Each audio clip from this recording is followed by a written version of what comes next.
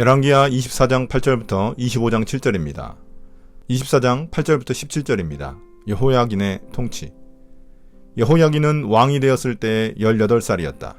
그는 예루살렘에서 석 달 동안 다스렸다. 그의 어머니 누후스다는 예루살렘 출신인 엘라단의 딸이다. 여호야긴은 조상이 하였던 것처럼 주님께서 보시기에 악한 일을 하였다. 그때 바빌로니아의 느부갓네살 왕의 군대가 예루살렘을 치러 올라와서 이 도성을 포위하였다. 이렇게 그의 군대가 포위하고 있는 동안에 바빌로니아의 느부갓네살 왕이 이 도성에 도착하였다. 이리하여 유다의 여호야긴 왕은 그의 어머니와 신하들과 지휘관들과 내시들과 함께 바빌로니아 왕을 맞으러 나갔다. 그러나 바빌로니아 왕은 오히려 여호야긴을 사로잡아 갔다. 때는 바빌로니아 왕 제8년이었다.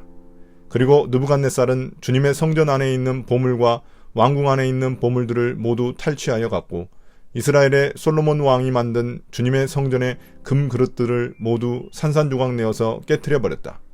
이것은 주님께서 미리 말씀하신 대로 된 일이다. 더욱이 그는 예루살렘의 모든 주민과 관리와 용사 10,000명뿐만 아니라 모든 기술자와 대장장이를 사로잡아 갔다. 그래서 그 땅에는 아주 가난한 사람들 말고는 하나도 남지 않았다. 느부갓네살은 여호야긴 왕을 바빌론으로 사로잡아 갔다.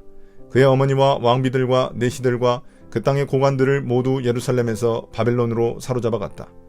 또 7,000명의 용사와 1,000명의 기술자와 대장장이를 바빌론으로 사로잡아 갔는데, 이들은 모두 뛰어난 용사요 훈련된 전사들이었다.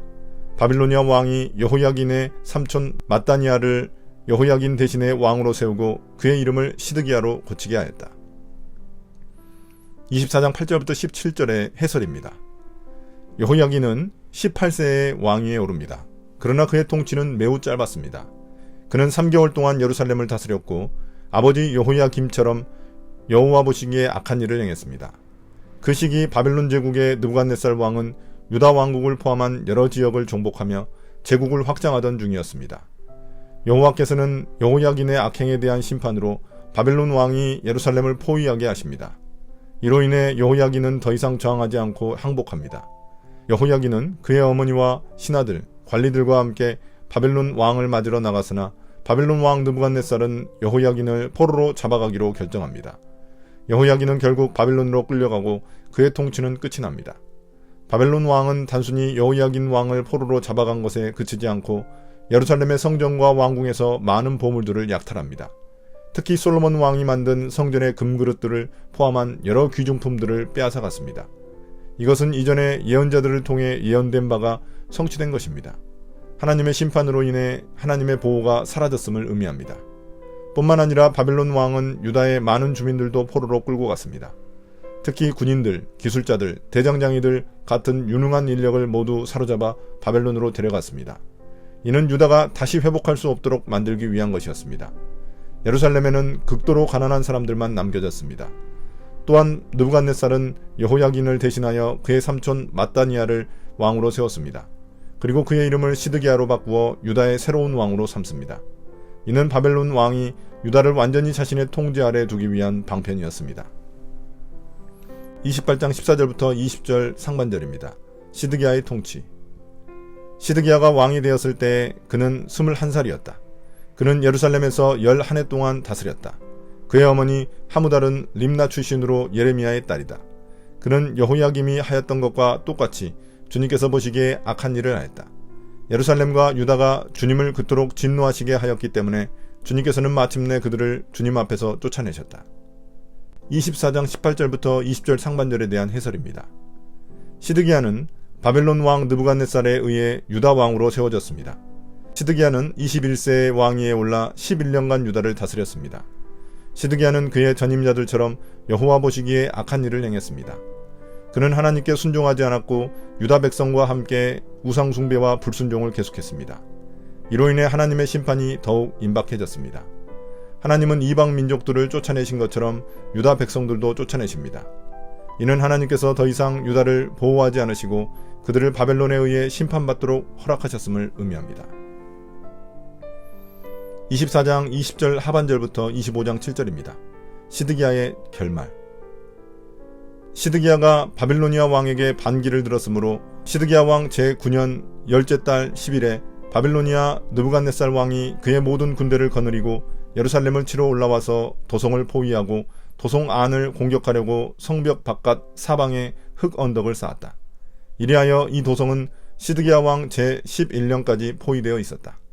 그해 넷째 달 9일이 되었을 때에 도성 안에 기근이 심해져서 그 땅 백성의 먹을 양식이 다 떨어지고 말았다. 드디어 성벽이 뚫리니 이것을 본 왕은 바빌로니아 군대가 도성을 포위하고 있는데도 밤을 틈타서 모든 군사를 거느리고 왕의 정원 근처 두 성벽을 잇는 통로를 빠져나와 아라바 쪽으로 도망하였다. 그러나 바빌로니아 군대가 시드기야 왕을 추격하여 여리고 평원에서 그를 사로잡으니 시드기야의 군사들은 모두 그를 버리고 흩어졌다. 바빌로니아 군대가 시드기야 왕을 체포해서 리블라에 있는 바빌로니아 왕에게로 끌고 가니 그가 시드기야를 신문하고 시드기야가 보는 앞에서 그의 아들들을 처형하고 시드기야의 두 눈을 뺀 다음에 쇠사슬로 묶어서 바빌론으로 끌고 갔다. 24장 20절 하반절부터 25장 7절에 대한 해설입니다. 시드기야 통치 9년째가 되던 해에 그가 바벨론에 반기를 듭니다. 그러자 바벨론 느부갓네살 왕은 모든 군대를 이끌고 유다를 침공하여 예루살렘을 포위합니다. 그리고 성벽 바깥에 흙 언덕을 쌓으며 2년 가까이 예루살렘을 포위하자 기근이 심해져 성 안에 양식이 모두 떨어지고 맙니다. 이는 단순한 전쟁의 결과가 아니라 예레미야 예언자를 통해 경고된 바와 같이 유다의 불순종에 대한 하나님의 심판입니다. 시드기야 통치 11년째에 결국 예루살렘 성벽은 뚫리고 맙니다. 이에 시드기야는 백성들을 버려둔 채 밤에 군사를 거느리고 아라바 쪽으로 도망칩니다. 그러나 바벨론 왕은 시드기야를 추격하여 그를 사로잡아 바벨론 왕에게 데려갑니다. 바벨론 왕은 그를 신문하고 그가 보는 앞에서 그의 아들들을 처형한 후 그의 두 눈을 빼고 쇠사슬에 묶어 바벨론으로 끌고 갑니다. 이 사건은 시드기야의 반역과 불순종에 대한 하나님의 심판이었으며 그의 비극적인 결말은 예레미야 예언자를 통해 이미 예언된 것입니다. 오늘 묵상입니다. 유다 왕국은 왕들이 계속 바뀌었지만 나라의 상황은 점점 악화되었습니다. 여호야김, 시드기야 등 여러 왕들이 통치했으나 문제의 본질은 영적 타락에 있었습니다.